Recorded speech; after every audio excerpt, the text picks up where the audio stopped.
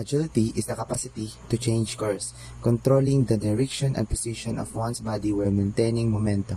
It is important in all ball games and combat sports.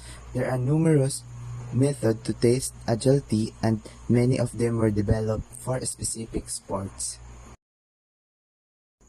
Balance is the ability to control your body's position, whether stationary or while moving. Balance is a key component of fitness along the strength, endurance, and flexibility. Coordination is the ability to execute a smooth, accurate, controlled motor response.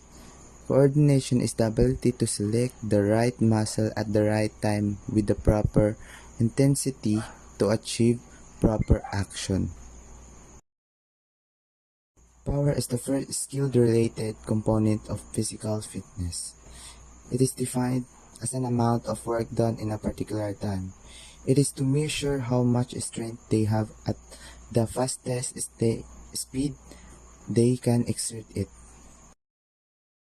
Reaction time is the last dash point of skill-related component of physical fitness. It is referred to the speed at which an athlete responds to an external stimulus.